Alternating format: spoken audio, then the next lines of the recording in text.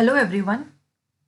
हमने पिछले वीडियो में डिस्कस किया था कि सीक्वेंस और सीरीज़ क्या होती हैं। हमने सीक्वेंसेस एंड सीरीज़ का इंट्रोडक्शन पार्ट किया था।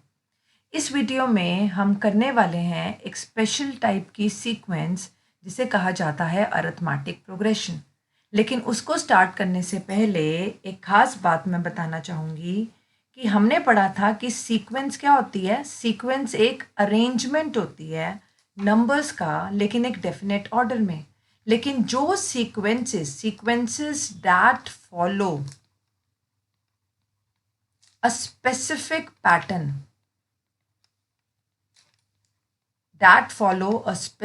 Pattern are called progressions। इसका ये मतलब है कि जो सीक्वेंसेस एक खास तरह का एक खास पैटर्न फॉलो करते हैं, कि उनकी टर्म्स किसी पैटर्न को फॉलो कर रही हैं, तो उन्हें कहा जाता है प्रोग्रेशंस।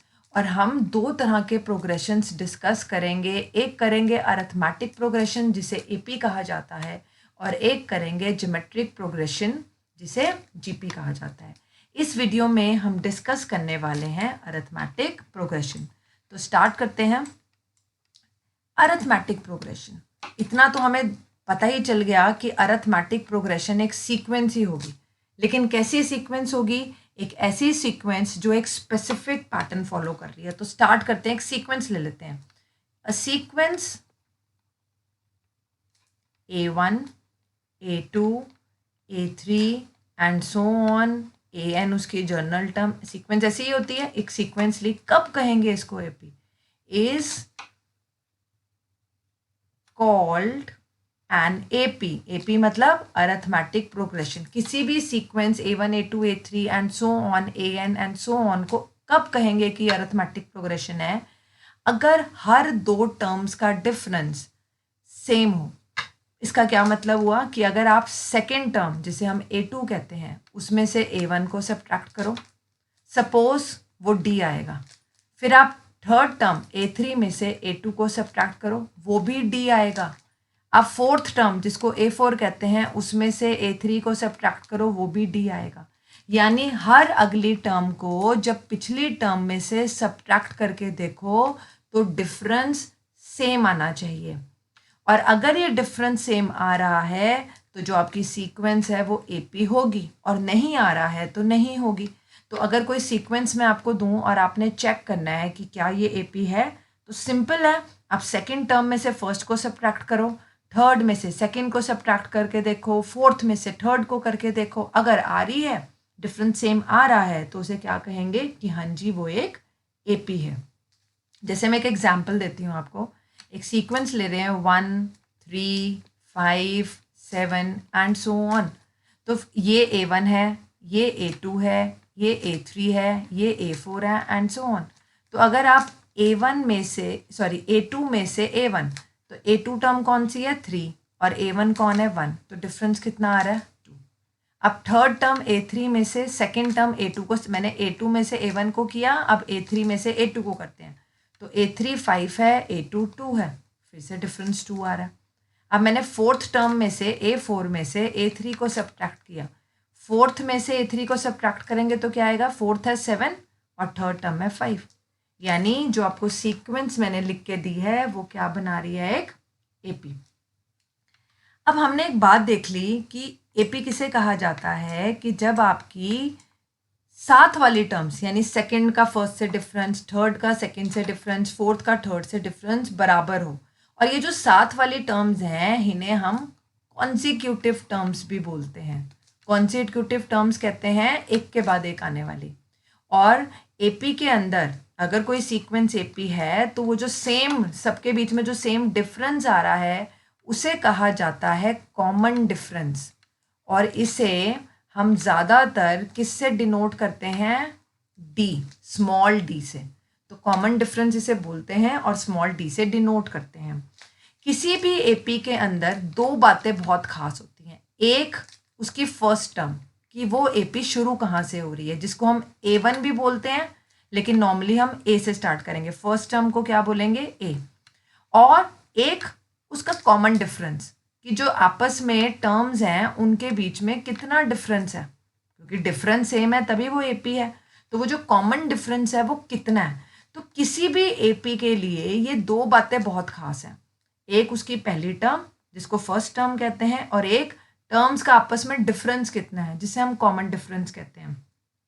किसी भी एपी के लिए अगर ये दो बातें आपको पता है तो उस एपी की, उस अरिथमेटिक प्रोग्रेशन की आप कोई भी टर्म निकाल सकते हो। उसकी 15th term, 20th term, 25th, 100, 200, कोई भी टर्म निकाल सकते हो। बस आपको क्या पता होना चाहिए, उसकी फर्स्ट टर्म और उसकी कॉमन डिफरेंस। अब इसी बात से हम अपना अगला फॉर्मूला खुद ही डिराइव कर लेते हैं। कैसे? मैंने एक एपी लिखनी है, ठीक है। उसकी फर्स्ट टर्म मैंने ए लिखी। वैसे टर्म्स हम ऐसे लिखते हैं ना, A1, A2, A3, A4, ये तो सीक्वेंस की टर्म्स लिखने का तरीका है। लेकिन अगर ये एपी है, मैंने इसकी फर्स्ट टर्म को ए लिखा। अब ये एपी कैसी है? इसका कॉमन डिफरेंस डी है। कॉमन डिफरेंस डी होने का क्या मतलब है कि सेकेंड टर्म में से जब मैं फर्स्ट टर्म को माइनस करूंगी तो डी आना चाहिए। इसका मतलब सेकेंड टर्म क्या होगी? ए प्लस डी। अगर आप सेकेंड में से फर्स्ट को सब्ट्रैक्ट करके डी लाना चाहते हो और फर्स्ट टर्म की वैल्यू ए है तो सेकेंड टर्म क्या बनी? ए प्लस डी। यही मैंने यहाँ लिखा है। सिमिलरली थर्ड टर्म में से सेकेंड टर्म माइनस करोगे तो भी डी आना चाहिए, और सेकेंड टर्म आपने अभी निकाली है ए प्लस डी। मैंने ए प्लस डी उसकी वैल्यू डाल दी, तो थर्ड टर्म क्या आ जाएगी? इस ए प्लस डी को उधर ले जाओ तो ये माइनस, दोनों माइनस की होंगी, दोनों प्लस की हो जाएंगी। तो A3 कितना आ गया? A plus 2D। यानी फर्स्ट टर्म अगर ए थी तो जो सेकेंड टर्म है जिसको हम A2 बोलते थे अभी तक, अब वो क्या बन गई? A plus D. Third term क्या बन गई जिसको A3 बोलते थे? A plus 2D। Similarly fourth term क्या आ जाएगी? A plus 3D and so on. तो first term A, second term A plus D, third term A plus 2D, fourth term A plus 3D। तो ए और D की help से इसका मतलब मैं तो कोई भी टर्म निकाल सकती हूँ। तो अगर मेरे को जनरल टर्म लिखनी हो तो क्या आएगी? A N. देखो फोर्थ टर्म में यहाँ 3 है, थर्ड टर्म में यहाँ 2 है, सेकेंड टर्म में यहाँ 1 है, और फर्स्ट टर्म में यहाँ है ही नहीं डी, यानी यहाँ पर 0 है। यानी जो टर्म निकालना चाहते हो एक कम नंबर डी के साथ है। तो यहाँ क्या आ जाएगा? ए प्लस, आपने nth निकालना है तो डी के साथ कौन आ गया? n-1। और यही आपका फॉर्मूला है कि अगर आपके पास कोई एपी है जिसकी फर्स्ट टर्म ए है और कॉमन डिफरेंस डी है तो उसकी जो nth टर्म है वो आप इस फॉर्मूले से कैलकुलेट कर सकते हो। क्या है फॉर्मूला nth टर्म का? a plus n-1 into D. इसको एक एग्जाम्पल से करते हैं। 1, 3, 5, 7। अभी मैंने आपको ये एक एपी बताई थी। इसकी फर्स्ट टर्म हमने देखा 1 आई और कॉमन डिफरेंस हमने निकाला था 2। अब सपोज मैं आपको कह रही हूँ कि इसकी 15th टर्म बताओ, तो A15 इस फॉर्मूले से क्या बनेगा? A plus 15 minus 1 14D। A की वैल्यू कितनी है? 1, और D की वैल्यू कितनी है? 2। 14 2 ज़ार कितना होता है? 28। इसका मतलब इस AP की 15th टर्म कितनी आएगी आपके पास? 29। तो कितना आसान है, हमारे पास एक फॉर्मूला आ गया एपी की nth टर्म का, और इससे आपको सिर्फ एपी की अगर फर्स्ट टर्म पता है और कॉमन डिफरेंस पता है तो आप कोई भी टर्म निकाल सकते हो। अब हम कुछ न्यूमेरिकल्स करेंगे इसी फॉर्मूले पर बेस्ड, लेकिन उससे पहले हम कुछ प्रॉपर्टीज़ डिस्कस करते हैं। एपी की बड़ी इंटरेस्टिंग प्रॉपर्टीज़ है। एपी कितनी बढ़िया चीज़ है पता चलेगा। तो सम प्रॉपर्टीज़ ऑफ एन एपी, कि अगर आपको कोई एपी अरिथमेटिक प्रोग्रेशन दी हो तो क्या क्या प्रॉपर्टीज होती हैं। First property, if a constant is added और सब्ट्रैक्टेड, कि आपके पास कोई कांस्टेंट क्वांटिटी है, आप उसे ऐड कर रहे हो या सब्ट्रैक्ट कर रहे हो from each term of an AP, the resulting sequence is again an AP। अब इसका मतलब देखते हैं कि अगर आपके पास कोई AP है और आप क्या करते हो, उस एपी की हर टर्म में से किसी एक कांस्टेंट क्वांटिटी को सब में से या तो कांस्टेंट क्वांटिटी ऐड कर लो या सब्ट्रैक्ट, जो भी कर रहे हो। तो जो नई सीक्वेंस आएगी ऐड या सब्ट्रैक्ट करने के बाद वो दोबारा से एपी होगी। यानी कितनी बढ़िया चीज़ है कि ये जो एपी का बिहेवियर है वो एडिशन या सब्ट्रैक्शन से चेंज नहीं होता। एक एग्जाम्पल लेते हैं। सपोज आपने एक एपी ली, टेक एन एपी, हम एक एपी लेते हैं। कौन सी एपी ले रहे हैं? 2, 4, 6, 8 एंड सो ऑन। हम देख सकते हैं कि इसमें फर्स्ट टर्म 2 है। आप 4 में से 2 को सब्ट्रैक्ट करो, 2 आएगा। सेकंड में से ये फर्स्ट टर्म है, ये सेकंड टर्म है, ये थर्ड है, ये फोर्थ है। थर्ड में से सेकंड करोगे तो भी 2 आएगा, फोर्थ में से थर्ड करोगे तो भी 2 आएगा। यानी इस एपी का कॉमन डिफरेंस कितना है? 2 है। अब मैं क्या करती हूँ, मेरे पास एक एपी है, मैं इस एपी की हर टर्म में ऐड कर देती हूँ कोई भी quantity, add 1 to each term. अगर मैं इस एपी की हर टर्म में 1 ऐड करती हूँ तो क्या होगा, मेरे पास क्या आएगी? 2 + 1 3, सेकेंड टर्म बन जाएगी 4 + 1 5, थर्ड 6 + 7 बन जाएगी और फोर्थ 8 + 9। यानी हर टर्म में एक एक बढ़ा दिया। ठीक है।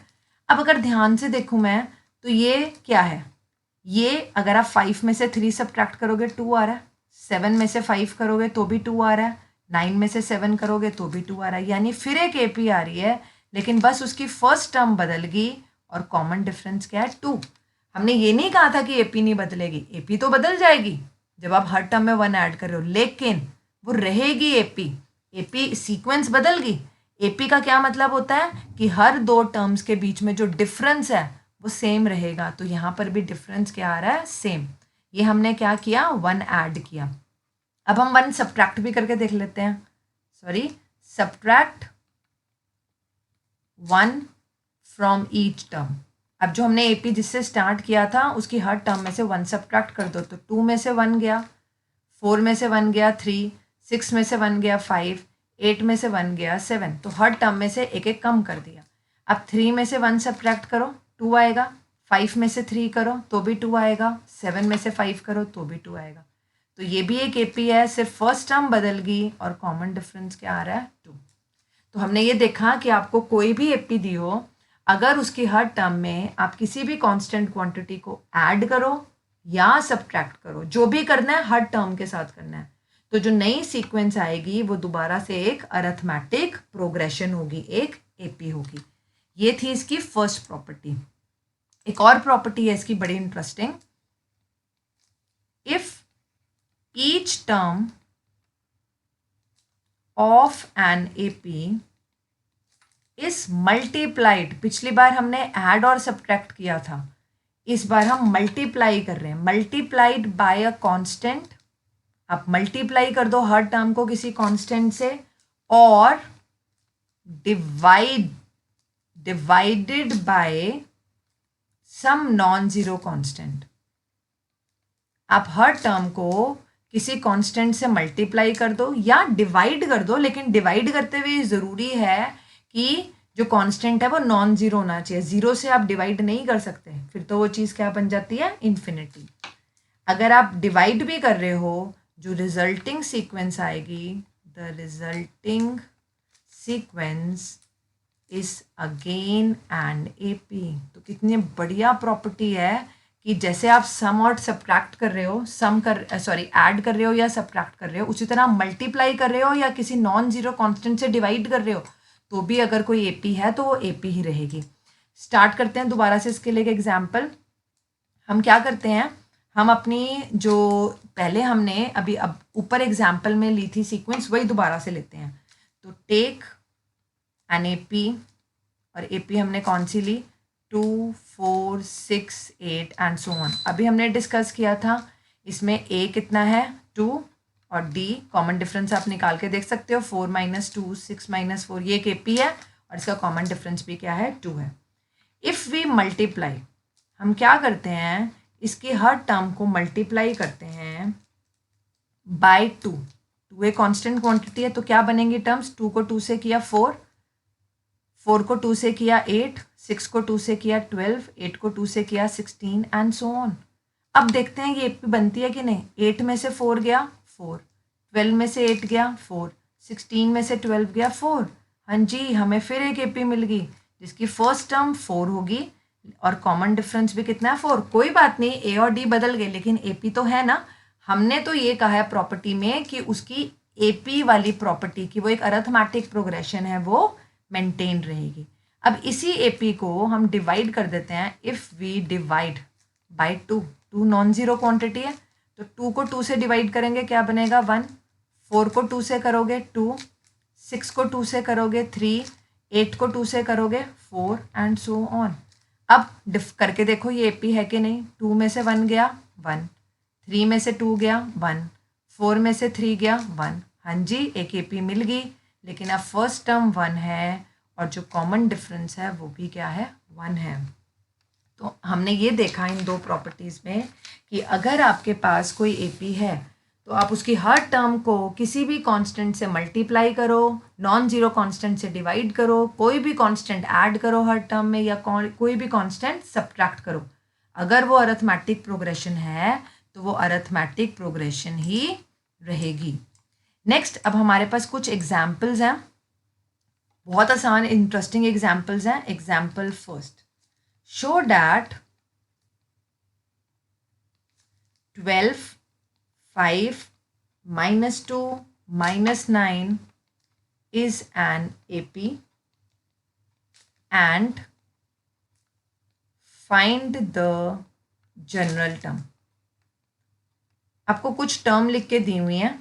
पहले तो आपने ये प्रूफ करना है कि ये एक AP है, और अगर ये AP है तो उसके बाद उसकी जनरल टर्म बतानी है। तो AP देखने के लिए क्या करें, पहले हम सीक्वेंस लिख लेते हैं। अपने पास ये लिख ली सीक्वेंस। अब अगर मैं ध्यान से देखूं, ये फर्स्ट टर्म है, ये सेकंड टर्म है, ये थर्ड है सीक्वेंस की। अब फिलहाल ये सीक्वेंस है मेरे लिए, क्यों? क्योंकि मुझे तो ये देखना है कि ये AP है कि नहीं है। तो अभी तो ये सीक्वेंस है, तो मैंने क्या किया, सेकेंड टर्म में से फर्स्ट टर्म का डिफरेंस निकाला। तो सेकेंड टर्म है 5, फर्स्ट टर्म है 12, तो 5 - 12 कितना होता है -7। फिर मैंने चेक करके देखा थर्ड टर्म का डिफरेंस सेकेंड टर्म के साथ। थर्ड टर्म है -2 और सेकेंड टर्म है 5, फिर -7 आ रहा है। एक और करके देख लेते हैं। फोर्थ में से थर्ड टर्म, फोर्थ टर्म में से थर्ड टर्म सब्ट्रैक्ट करते हैं। फोर्थ टर्म है -9 और माइनस थर्ड टर्म है -2, और हम सबको पता है माइनस माइनस प्लस हो जाता है, तो -7। तो जो चार टर्म्स दी थी उससे हमने सेकंड का फर्स्ट से डिफरेंस निकाला, थर्ड टर्म का सेकंड से निकाला और फोर्थ का थर्ड से निकाला, और तीनों ही क्या आ रहे हैं, सेम आ रहे हैं। इसका मतलब क्या है, जो डिफरेंस आ रहा है कॉन्जिक्यूटिव टर्म्स, मैंने आपको बताया था साथ साथ वाली टर्म्स को क्या बोलते हैं, consecutive terms. Therefore the difference between consecutive terms is constant, same आ रहा है सब में, और कितना आ रहा है -7, and therefore it is an AP, कि जो आपको सीक्वेंस दी है वो क्या है, एक AP है। अब हमने अभी फॉर्मूला किया था, जनरल टर्म कैसे निकाली थी हमने, जनरल टर्म का मतलब nth टर्म। AP की कैसे निकालते हैं, फॉर्मूला क्या था, फर्स्ट टर्म प्लस एक कम, जो टर्म निकालनी है उससे एक कम, n-1 इंटू D। तो nth टर्म क्या बनेगी, A की वैल्यू कितनी है, A कौन है, फर्स्ट टर्म, तो यहाँ पर A कितना है 12, और कॉमन डिफरेंस आपने निकाला कितना आया -7, तो A की वैल्यू 12 और D की वैल्यू -7। ध्यान रखना है, इसको ब्रैकेट में लिखना है, नहीं तो ऐसे लगेगा हम इसमें से क्या कर रहे हैं, सब्ट्रैक्ट कर रहे हैं। तो हमने इसको सब्ट्रैक्ट कर देना, सॉरी मल्टीप्लाई कर देना। 12 जब -7 n से मल्टीप्लाई होगा -7n, और -7 -1 से होगा तो +7, तो ये कितना हो गया 12 और 7 ऐड होके मिलेगा 19 और 7n एज इट इज़। तो देयरफॉर इस AP की nth टर्म का फॉर्मूला आपके पास आ गया 19 - 7n। इसी के साथ आपका first example complete. Second example देखते हैं। The nth term of a sequence, अब AP नहीं बोला आपको, एक सीक्वेंस बोला। The nth term of a sequence is given by, nth term कैसे दी हुई है, an = 2n² + n + 1। आपने क्या शो करना है, show that it is not an AP. इसका मतलब ये नहीं है कि कोई सीक्वेंस दी हो तो वो एपी ही होगी। तो अब हमने ये चेक करके बताना है कि ये एपी नहीं है। तो स्टार्ट करते हैं। एपी नहीं होगी तो कॉमन डिफरेंस नहीं आ रहा होगा, सेम देख लेते हैं करके। आपको ए एन क्या दिया हुआ है, 2n² + n+1। तो अगर आपको फर्स्ट टर्म निकालनी है तो आप n को क्या पुट करोगे, 1। तो फर्स्ट टर्म क्या आएगी, 2, 1 का स्क्वायर +1 +1, 1 का स्क्वायर 1 हुआ, 2 × 1 1। तो फर्स्ट टर्म आ रही है 2 + 1 3, 3 + 1 4। तो आपके पास a1 आ गई 4।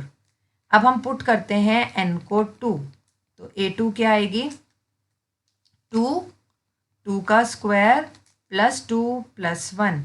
2 का स्क्वायर होता है 4 और 4 2 = 8 +2 + 1। तो ये आपके पास आ गई 11।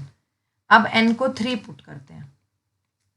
तो a3 कितना आ जाएगा, 2, 3 का स्क्वायर +3 + 1। 3 का स्क्वायर होता है 9 और 9 2 = 18। तो पहली टर्म बन गई 18, 3 और 1 एज इट इज़। 18 + 3 21, 21 + 1 22। अब अगर मैं सेकेंड टर्म में से फर्स्ट को सब्ट्रैक्ट करूं, सेकेंड टर्म है 11 और फर्स्ट टर्म है 4। 11 में से 4 को सब्ट्रैक्ट करूं तो हमारे पास आता है 7। और अगर थर्ड टर्म में से सेकेंड टर्म सब्ट्रैक्ट करूं यानी 22 में से 11, तो मेरे पास आ रहा है 11। क्या मतलब बना कि आपने जब सेकेंड टर्म में से फर्स्ट को सब्ट्रैक्ट किया वो आ रहा है 7, और थर्ड में से सेकंड को सब्ट्रैक्ट किया वो आ रहा है 11। दोनों इक्वल नहीं है। एंड देयरफॉर जो आपको सीक्वेंस दी थी, it is not an AP, क्योंकि आ ही नहीं रहा कॉमन डिफरेंस सेम, तो वो एपी नहीं है। तो हमें इन एग्जाम्पल से ये पता चल गया कि किसी भी सीक्वेंस को कैसे चेक करते हैं कि वो एपी है या नहीं है। नेक्स्ट एग्जाम्पल, which term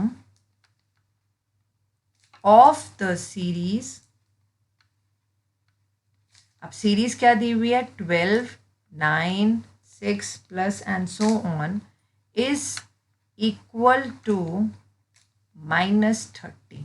क्या मतलब है इसका, कि ये आपको एक सीरीज दी है। मैंने आपको लास्ट वीडियो में बताया था कि जो सीरीज होती है वो किसी सीक्वेंस के कॉरस्पॉन्डिंग होती है। तो एक सीरीज दी है, सीरीज का क्या मतलब है कि सीक्वेंस के टर्म में बस प्लस का साइन लगा दिया, उसे सीरीज कहते हैं। तो आपको ये बताना है कि इसकी कौन सी टर्म -30 है। यानी आपको जो सीरीज दी हुई है इसका मतलब जो कॉरस्पॉन्डिंग इसके सीक्वेंस है, ये तो सीरीज है, तो सीक्वेंस क्या होगी, 12, 9, 6। अब हमें जनरल टर्म आती है किसकी निकालनी, हमें जनरल टर्म आती है एपी की निकालनी। पहले देख तो लेंगे एपी है कि नहीं है।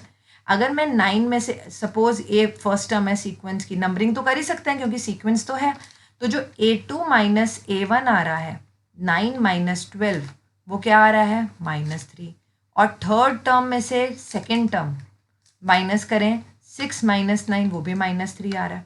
इसका मतलब this sequence is an AP, यानी ये कैसी है, एपी है जिसकी फर्स्ट टर्म क्या है, ए।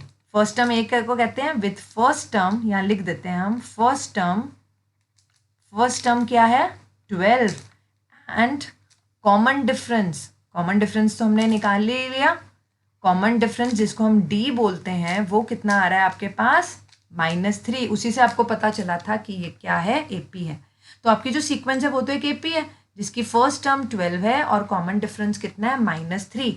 अब आपको क्या बताना है कि इसकी -30 कौन सी टर्म होगी, ठीक है। तो हम सपोज कर लेते हैं, let -30 is its nth term, कि हमें तो पता नहीं है फिलहाल, हम सपोज कर लेते हैं कि इसकी nth टर्म जो है वो -30 है। अब nth टर्म का फॉर्मूला हमें आता है, हमने फॉर्मूला लगा दिया, a + n - 1 × d। अब nth टर्म आपने -30 को कहा, a 12 है, n आपने निकालना है और d -3 नेगेटिव है, तो ध्यान से ब्रैकेट में लिखना है, ठीक है। इसे सॉल्व कर लेते हैं और हमें n पता चल जाएगा। तो यहाँ ये वाली साइड एज इट इज़, ये कितना हो गया 12, जब ब्रैकेट खोलोगे n और -3 मल्टीप्लाई होके -3n, -1 प्लस -3 +3, तो -30, 12 + 3 कितना हो जाएगा 15 -3n, ये 3n को इधर ले आते हैं, 30 को उधर ले जाते हैं, तो ये कितना हो जाएगा इधर 45, तो n कितना आ जाएगा 45/3, तो n की वैल्यू आ गई आपके पास 15। इसका मतलब आपने कहा था कि लेट जो -30 है वो कौन सी टर्म है, nth term, and therefore -30 is 15th term, n की वैल्यू कितनी आ गई 15, यानी जो -30 है इस 15th टर्म है ऑफ द गिवन सीरीज। हमें सीरीज कहा था तो हमने आंसर भी सीरीज में ही दे दिया। तो कितना आसान एग्जाम्पल था। एक और एग्जाम्पल देखते हैं हम, नेक्स्ट एग्जाम्पल, एग्जाम्पल 4th, बहुत इंटरेस्टिंग एग्जाम्पल है। If the mth term of an AP is n and the nth term is m, यानी आपके पास एक AP है, उसकी जो mth टर्म है वो n है और nth टर्म m है, वेयर एक खास बात कि m और n जो हैं वो बराबर नहीं है। आपने क्या करना है, आपने pth टर्म निकालनी है। ठीक है, कुछ ऐसा है, सपोज मैं आपको कह दूं कि 4th टर्म 12 है और 12th टर्म 4 है, कुछ इस तरह से दिए, तो mth टर्म n है और nth टर्म m है और m और n बराबर नहीं है, तो pth टर्म बताओ। मैंने आपको एक बात बोली थी कि सीक्वेंस की कोई भी टर्म निकल सकती है, कोई भी, बस क्या पता होना चाहिए उसकी पहली टर्म जिसको हम a कहते हैं और उसका कॉमन डिफरेंस जिसको हम d कहते हैं। ठीक है, तो अगर ये दो बातें पता हो तो कोई भी AP पता चल सकती है। लेकिन ये दो बातें पता करने के लिए करें कैसे, उसके लिए हमें दो बातें गिवन है, एक दी हुई है mth टर्म जो कि n है और जो nth टर्म जो कि m है, इनका यूज़ करते हैं। लेकिन जब आपने अपने आप से टर्म्स लेनी होती हैं, फर्स्ट टर्म और कॉमन डिफरेंस, तो आपने लिखना है लेट, क्योंकि उन्होंने कुछ नहीं दिया, let a be the first term and d be the common difference. जिस AP की बात हो रही है उस AP का ही कह रहे हैं हम, ऑफ द AP। द मैंने इसलिए लिखा है कि जिस AP की mth टर्म n है और nth टर्म m है और m और n बराबर नहीं है, उसी की मैंने फर्स्ट टर्म a सपोज कर ली और कॉमन डिफरेंस d। अब इसी AP की mth टर्म n दी हुई है और nth टर्म क्या दी हुई है m। ठीक है, तो अगर फर्स्ट और कॉमन डिफरेंस पता हो तो हमें तो फॉर्मूला आता है, nth टर्म का फॉर्मूला क्या होता है, an क्या होता है, कोई भी n हो, अगर यहाँ तो इन पर्टिकुलर n है तो ये फॉर्मूला है हमारे पास, ये फॉर्मूला यहाँ यूज़ करते हैं। क्या होगा, am क्या आ जाएगा, a प्लस m-1, क्योंकि mth टर्म की बात हो रही है और इसकी वैल्यू क्या दी हुई है आपको n। अब मैंने am की वैल्यू पुट कर दी, तो चाहे आप ये ना लिखो, ये am की वैल्यू आ गई और वो कितना है n। इसी तरह an क्या बन जाएगा, a plus n-1 into d is equal to m। ये आपके पास दो इक्वेशंस आ गई हैं, जैसे छोटी क्लासेस में आप लोगों ने लीनियर इक्वेशंस करी हैं 2 वेरिएबल्स में, x और y में, और x और y निकालते थे, ये बिल्कुल सेम है। ये दो लीनियर इक्वेशंस हैं a और d में, और हमने a और d निकालना है इनको सॉल्व कर कर। आप बस इनको कैसे भी सॉल्व कर सकते हो, कई तरीके हैं इसको सॉल्व करने के लिए। मैं इसको कैसे कर रही हूँ, मैं पहले फर्स्ट इक्वेशन लिखती हूँ और फिर सेकेंड, और फिर दोनों को सब्ट्रैक्ट कर देती हूँ। सब्ट्रैक्ट करने से क्या होगा, a कैंसिल आउट हो जाएगा। तो जब मैंने सब्ट्रैक्ट किया, हमें पता है साइन चेंज हो जाते हैं, ये कैंसिल आउट हो जाएगा। m-1 ऐसे आएगा, d माइनस n-1d, और इधर क्या आएगा, n-m। इन दोनों में से d कॉमन ले लो तो अंदर के साइन बदल जाएंगे क्योंकि बाहर माइनस है। d कॉमन आ गया और इधर क्या है, n-m। ये 1 से 1 कट जाएगा, क्या आ गया, m-n-d, और इस साइड में से माइनस कॉमन ले लेते हैं ताकि ये भी m-n बन जाए। अब m-n और m-n कट गया, क्या बचा, d-1। तो आपके पास d की वैल्यू आ गई, क्या आ गई, d की वैल्यू -1। अब डी मेरे पास -1 आ गया और आपके पास ये दो इक्वेशंस थी जिनको हम सॉल्व कर रहे हैं, तो एक चीज़ आ गई आपके पास। अब इस डी की वैल्यू किसी भी एक फर्स्ट में या सेकंड किसी भी एक इक्वेशन में पुट कर दो, तो मैं फर्स्ट में पुट कर रही हूँ। Put d is equal to -1 in equation first, तो a प्लस m-1 d की वैल्यू -1 is equal to n। Bracket खोल देते हैं, a माइनस m, ये -1 से मल्टीप्लाई होगा तो -m हो जाएगा और ये +1 is equal to n। a की वैल्यू क्या आ जाएगी, m उधर चला जाएगा और -1 भी उधर, तो a की वैल्यू आ गई n प्लस m-1। आपके पास AP की फर्स्ट टर्म भी आ गई, कॉमन डिफरेंस भी आ गया। अब आप कोई भी टर्म निकाल सकते हो, क्वेश्चन में आपसे pth टर्म पूछी है तो pth निकाल देते हैं। तो AP क्या होता है, नाउ pth टर्म का formula a plus p-1 into D. a की वैल्यू कितनी है, n प्लस m-1 और d की वैल्यू है हमारे पास -1, तो p-1 as it is. d की वैल्यू नेगेटिव है इसलिए ब्रैकेट में ही लिखनी है, n plus m-1 as it is. ये -1 से मल्टीप्लाई होगा -p, -1 और -1 +1, तो आपके पास आ गया n plus m-1 minus p +1, +1 और -1 कैंसिल, ये आपके वैल्यू आ गई pth टर्म की। तो pth टर्म आपके पास आ गई n plus m minus p। तो आपको pth टर्म भी पता चल गई। दिया क्या हुआ था आपको, mth टर्म और nth टर्म, उससे पहले आपने a निकाला, d निकाला और उसके बाद कोई भी टर्म निकाल सकते थे। हमें pth दिया तो हमने pth ले ली। हाँ जी, एक एग्जाम्पल और करते हैं, example 5th। The fourth term of an AP, the fourth term of an AP is equal to 3 times the first term। आपको एक AP के बारे में क्या बात दी हुई है कि जो उसकी फोर्थ टर्म है वो 3 टाइम्स है, किसके 3 टाइम्स है, उसके फर्स्ट टर्म के, and 7th term exceeds, 7th term बड़ी है, किससे बड़ी है, ट्वाइस द थर्ड टर्म, किससे बड़ी है, थर्ड टर्म के ट्वाइस से, ट्वाइस द थर्ड टर्म, और कितनी बड़ी है, बाय 1। आपने क्या करना है, आपने फर्स्ट टर्म बतानी है, find the first term and common difference. जिस एपी की बात हो रही है उसकी फर्स्ट टर्म बतानी है और कॉमन डिफरेंस बताना है।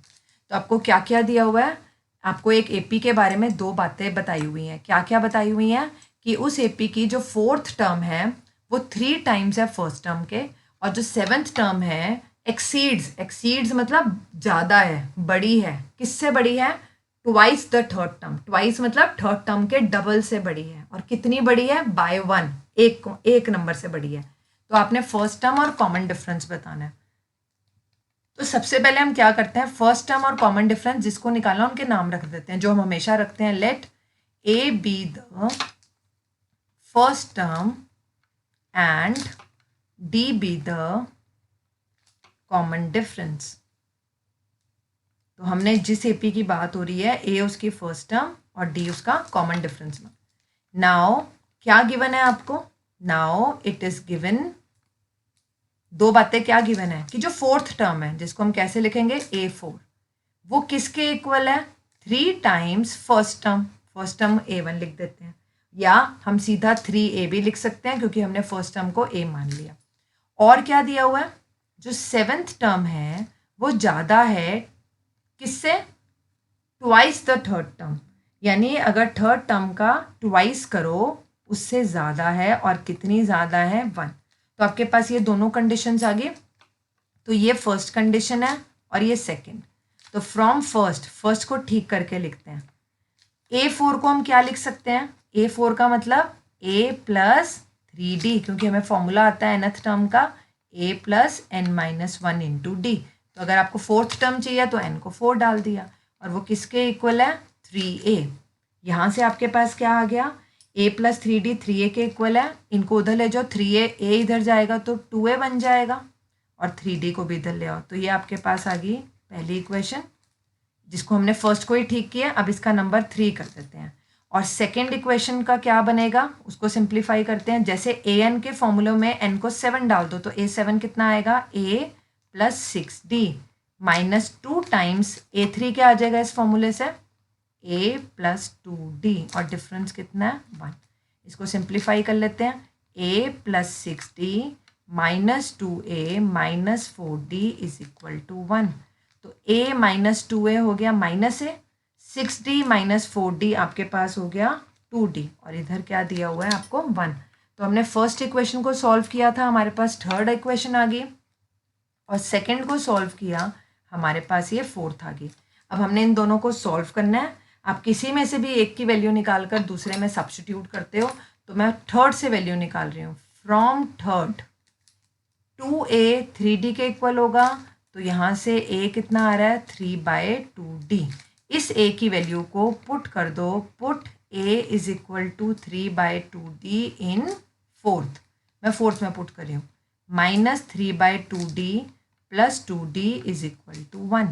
एलसीएम ले लेते हैं, -3D पूरे के नीचे 2 आ गया एलसीएम, ये बन गया 4D = 1। -3D + 4D कितना हो गया, D/2 = 1, और यहाँ से आपके पास D की वैल्यू आ गई 2, और A क्या था आपके पास, एंड देयरफॉर A क्या है, 3/2D, D की वैल्यू पुट कर दो 3, एंड देयरफॉर A = 3। तो आपके पास फर्स्ट टर्म आ गई, एंड देयरफॉर फर्स्ट टर्म